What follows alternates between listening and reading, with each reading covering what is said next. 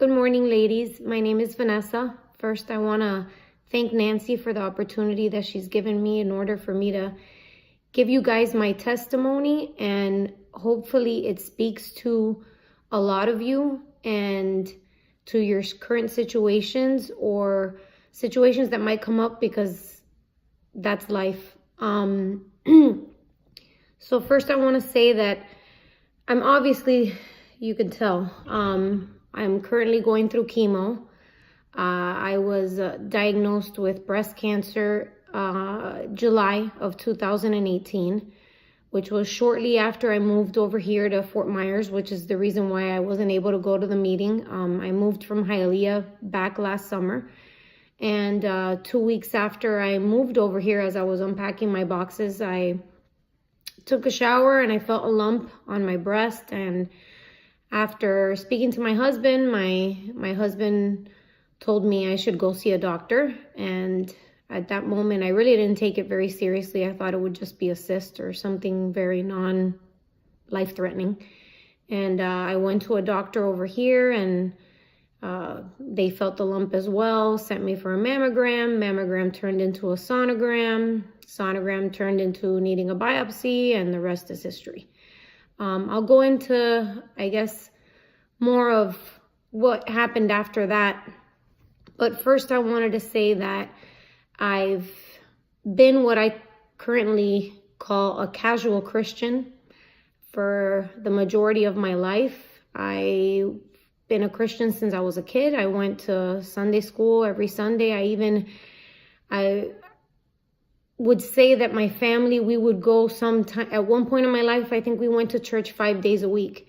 So I grew up in the church and I listened, but I never really had an experience. I've always believed in God. I have lots of family members that left things that weren't very good, like espiritismo, if any of you are familiar with it. And they turned their lives totally around, and they gave their lives to Christ. And I have a few family members that, would have visions and, would hear from God and see things. And I always thought that was for someone else.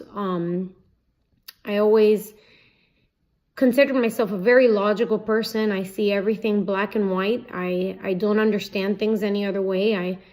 I'm a speech pathologist like Nancy, and I always said I picked the wrong profession because I'm very black and white, and speech therapy is very gray.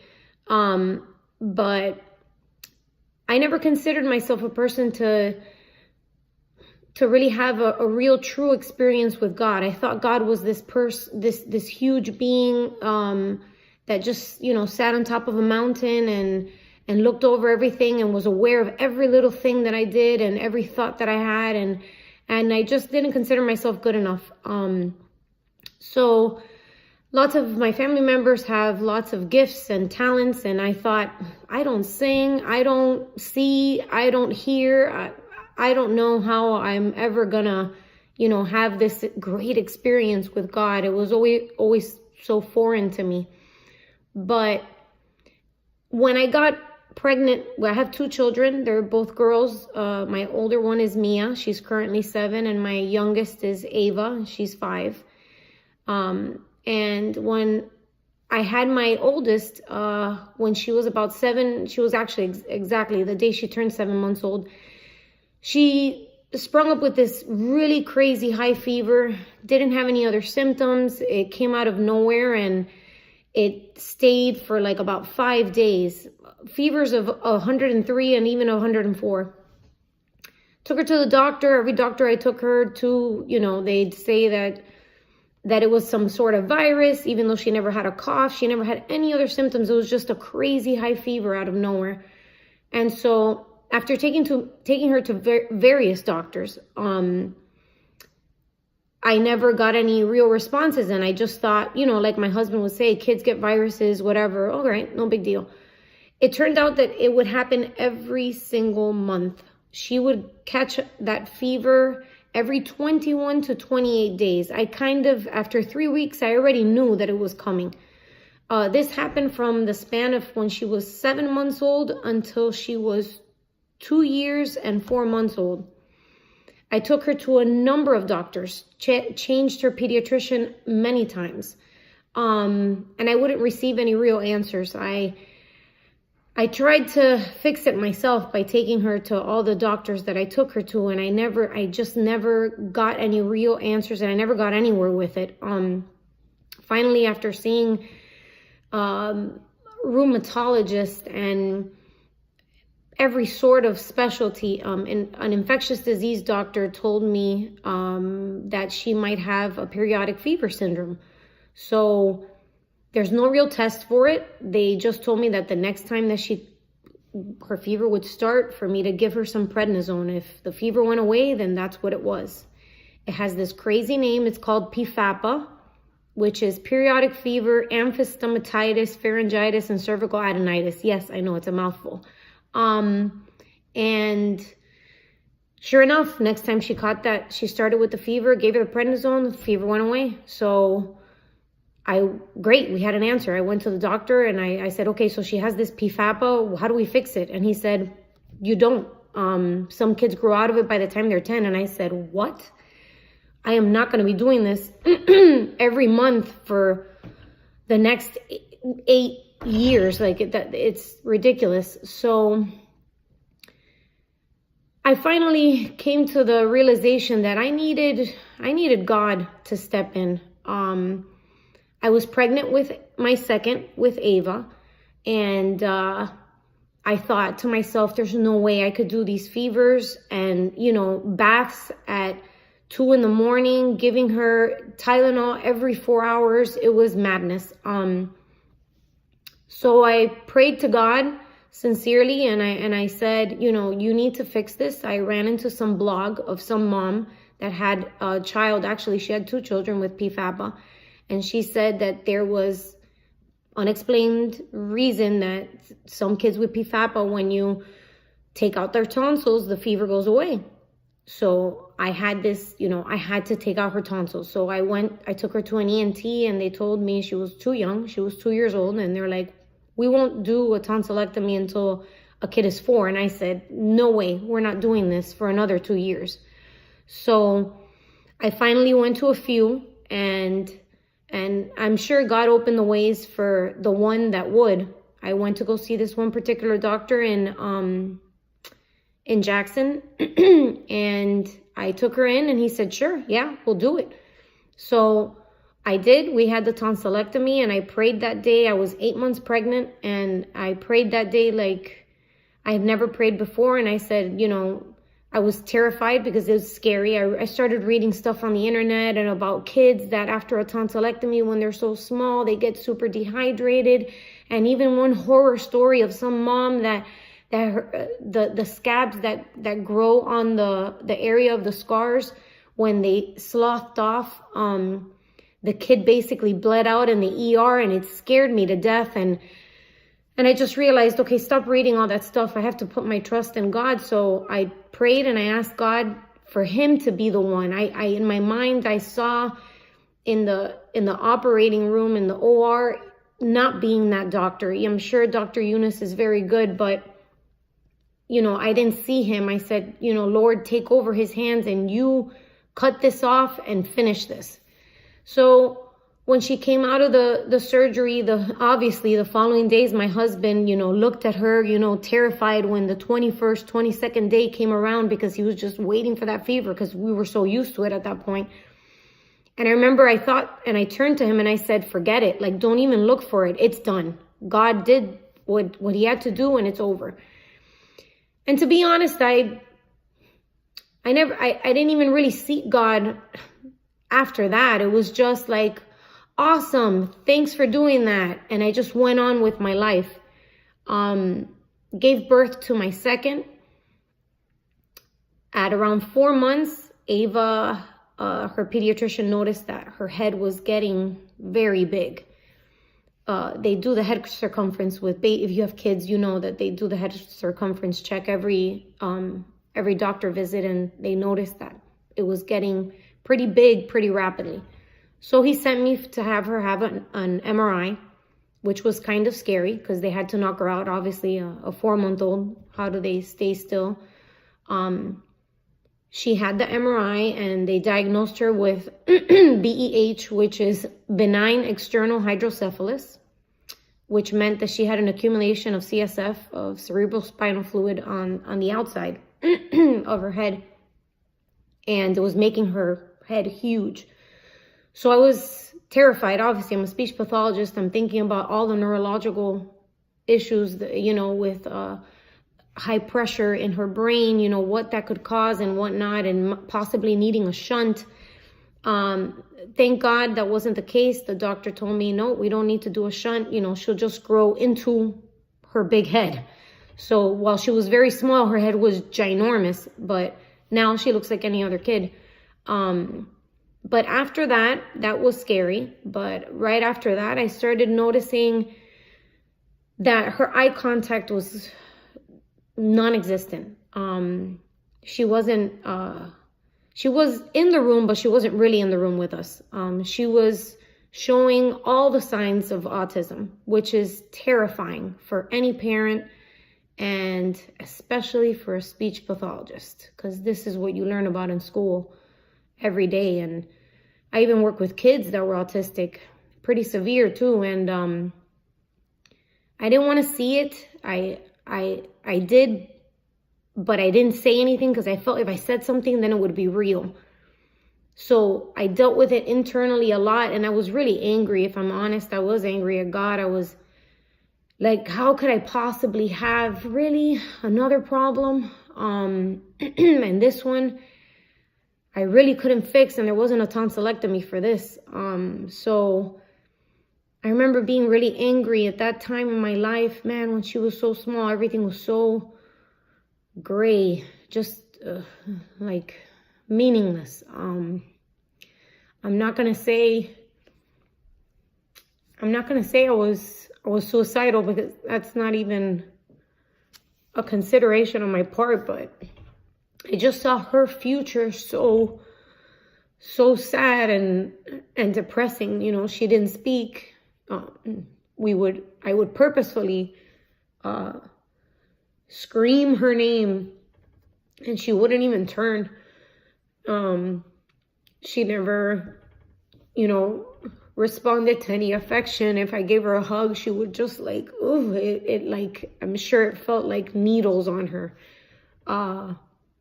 Never called me mom or my husband dad, and my older daughter Mia. She tried to interact with her sister, but her sister wasn't even like really there. She just played by herself and just tantrum all the time. All she did was scream. So as a therapist, everybody's looking at you like, fix her.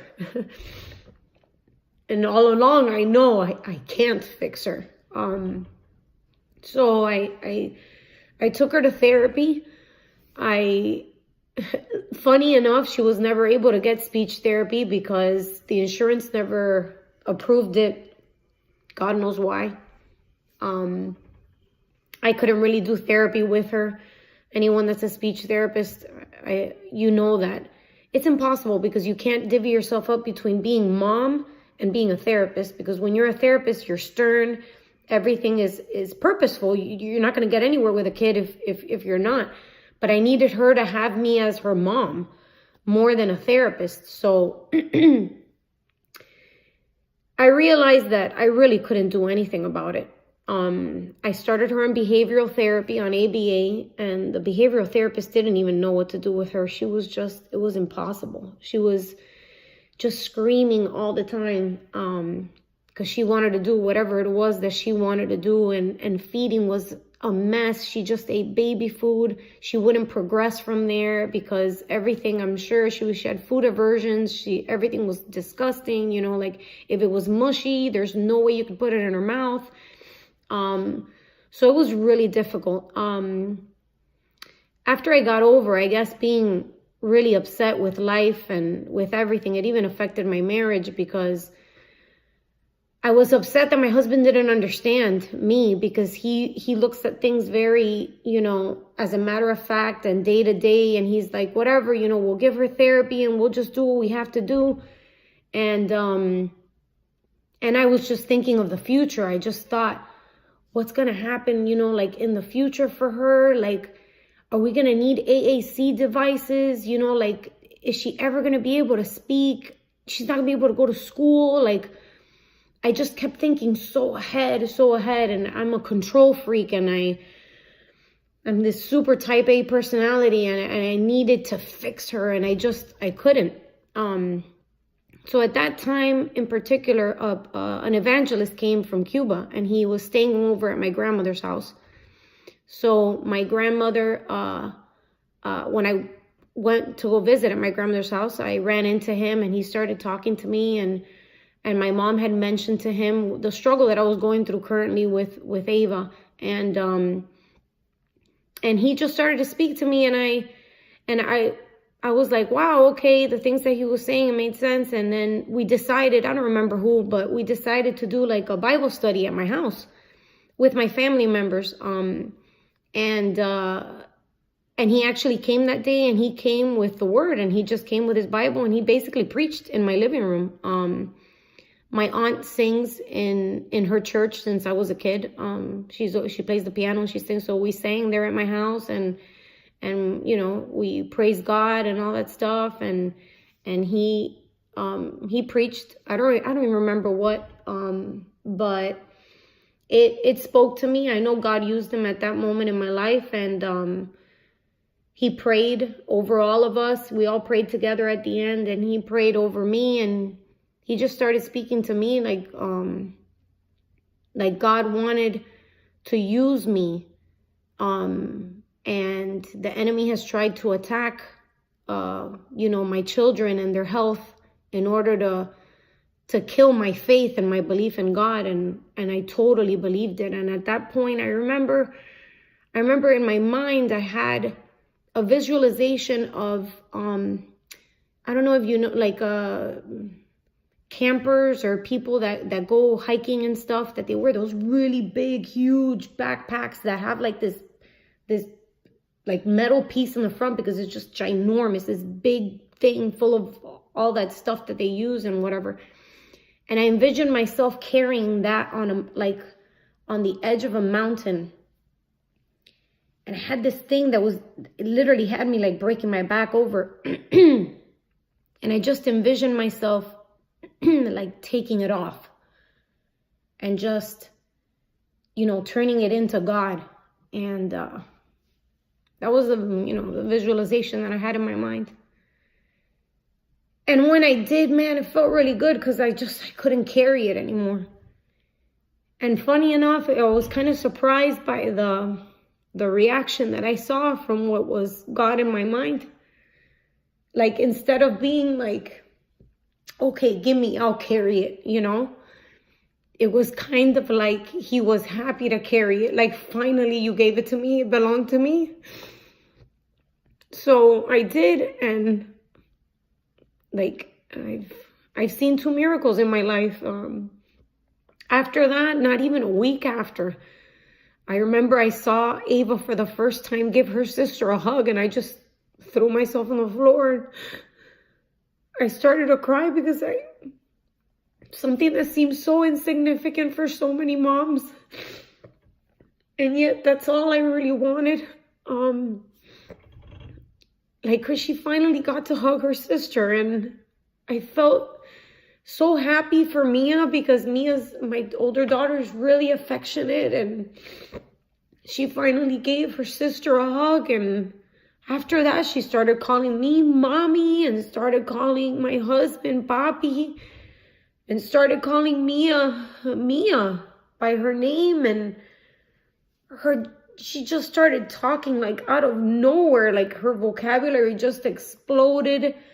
I remember I'd test stuff. I bought all these little picture cards from Publix that had a bunch of different animals, and I just take out the cards, like showing them to her, and she'd be like, with her baby talk, she was, spider, whatever, dog, like, I couldn't even believe, like, honestly, to this day, I still don't, like, it's unreal. And in the daycare that she was in, the first day I took her, they almost kicked her out because they were like, you know, Vanessa, I'm so sorry. Luckily, I knew the owner and I worked with her when I was like 19. And she was like, you know, we'll try. But, you know, it was really hard. She kicked the teacher and she was a mess. And they even told me, they're like, wow, like everybody saw like this massive change in Ava. Like, wow, she's cooperating and she's talking and she's being a normal 2-year-old. And I know only God does that. And so that was my second miracle. And then again, I became a casual Christian. Like I wanted to search. I knew I had to do something. I just didn't know what. And I guess I got lazy. Life happens, you know, you work and then everything that was a miracle, you know, Ava smiling and talking, it becomes normal like everything else. And so I would go to church and I would read, but I just stopped. I remember one time I noticed the Bible was on my nightstand, but it was full of dust. And I thought, just because I have it there doesn't mean anything. It's just sitting there. I'm not using it. And I recognize that, but we moved over here to Fort Myers for my husband's job. He's a firefighter. And I got the diagnosis, all that stuff. Man, I don't think anybody's ready to hear that they have cancer, especially not at 35 with 2 small kids. But it was devastating at first. I'm not going to say it wasn't. I thought lots of things. My mind started racing in all these different places because, again, I'm a type A. I'm a control freak. And I started thinking about all the things that I need to do, what I should do, what I shouldn't do, what's going to happen, what's not going to happen. And I decided that day when I got home, I said, no, I gotta pray. What else can I possibly do? So I did. And I remember I prayed because they had sent the biopsy in and I didn't know what the diagnosis was yet. But inside of me, I knew. And I heard, I guess for the first time, what I could now say was like the voice of God telling me, because I thought in my mind, what if it is? And I felt like an answer, it is, which kind of surprised me and it freaked me out. I was like, what? It is, but you're going to be okay. And I totally, with every fiber of my being, believed it. And this unexplainable peace just came over me that at that moment, you know, faith that I never had, it just came out of nowhere. I know the God that I believe in and I've seen 2 miracles already. How could I not believe that he's going to do this? So I decided this is definitely the moment that I really have to take this seriously. So I really started to pray. I really started to seek God and read the Bible. And I understand now why I'm here, because I thought, oh, this is the worst time for me to be going through this. All my family's in Miami. I'm here by myself. But God knows why. God definitely knows why. I got the diagnosis. I was still hoping that it wouldn't be, but when she told me over the phone, yeah, it's ductal carcinoma. I said, oh my God, it was real, because yeah, the doctor said it, you know. I gave the phone to my husband because I wasn't even listening to the doctor anymore. I came home and I knew that I was going into that spiral of like, oh, you know, like you're going to be depressed or you're going to be. But I decided then, no, I'm not. And at that moment was when I really prayed, and that's when, again, when I felt like this immense peace about it. And ever since then, it's just been, it's been okay. It was initially the bilateral mastectomy. It turns out that my genes have worked against me. They sent me for the genetic testing. It turned out that I had the BRCA gene, which made sense because my dad's aunt passed away at 38 from breast cancer in the 70s. Obviously, I never got to meet her. And her daughter at 42, which is my dad's cousin, was also diagnosed with breast cancer, and she had the BRCA gene, which I spoke to her and going through all of this because she went through the same thing. And it's really awesome because she's Christian, and she really converted to Christianity and had a real experience with God after her diagnosis as well. And that was 12 years ago. So after this is when I've really got to see like the hand of God over my life. I finally allowed him in. Like, God's been like chasing after me for a while, but I never stopped. I always thought that you had to seek God, and you do, but not really. Like, for the first time I saw like the visual representation in my mind, like I was just running away, and he's just been right after me. Like, all it took was for me to stop and turn around, and there he was.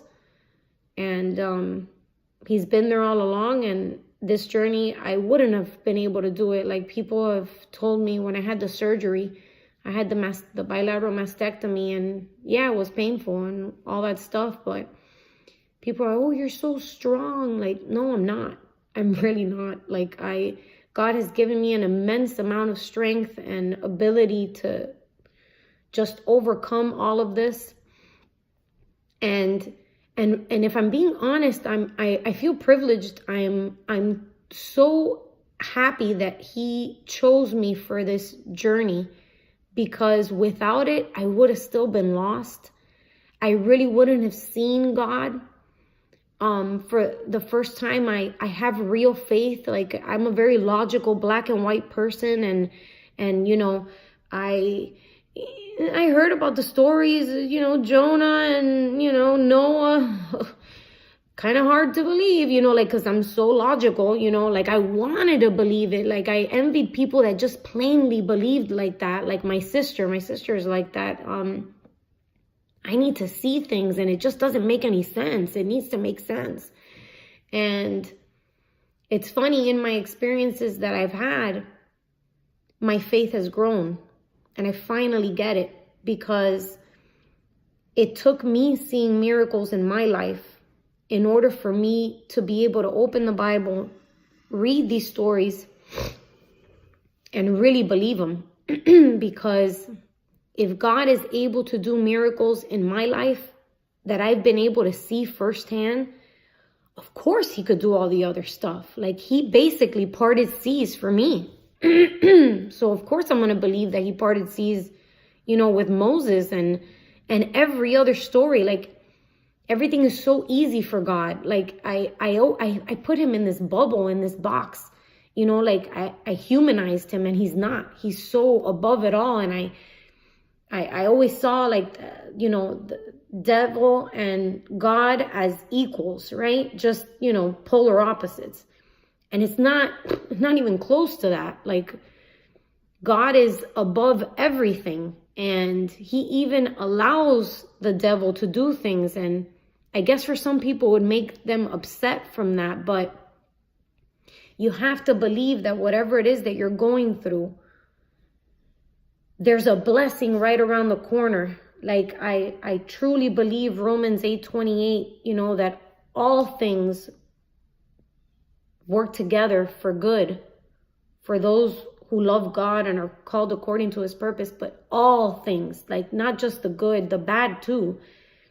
You just have to believe in him. You have to believe that he's bigger than whatever it is that you're going through.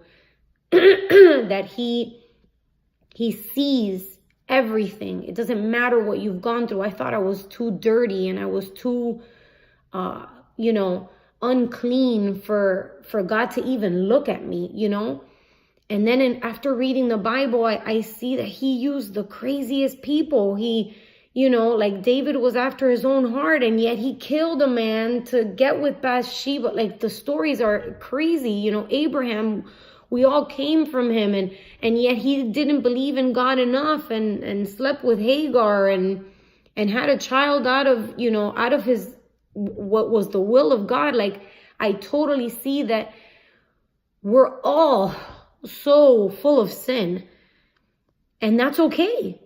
God will use that anyway, and through that he'll get through other people. And I just hope that this experience of mine, I just want to see myself, and I just want to be a vessel, an empty vessel that God can use to speak to other people, to get to other people. Like, I now see people, my perspective is so different. I see people as souls. Like, they're not just people, because, this goes away. Flesh is, you're bound to get sick. A nurse she was giving me an infusion of the chemo. She was like, "Oh, this is so unfair. You're so young going through this." And I turned to her and I was like, well, it's a part of the human experience. Okay, for me, it's cancer. But for someone else, it's diabetes. Is that not bad? For someone else, it's not even an illness. What about if it's something that they went through, like an actual physical pain, like a rape or a molestation, or who knows? There's so much bad in the world because that's what we are. Like, sin is just overrun everywhere. And the only hope we have is God. The only hope we have is Jesus Christ. And I finally see and I understand that his sacrifice was everything, and it was more than enough. And I just want to share with you guys before I end. Oh God, I realized that I've gone on for half an hour. I hope it's not a problem. I just want to share with you guys James 1, 2-4, which has spoken so much into my life at this point in my life. And I know that other people there's all sorts of trials, like mine have been pretty bad. And maybe it's by my own choosing, because I need to see. I'm so logical. I don't understand all this.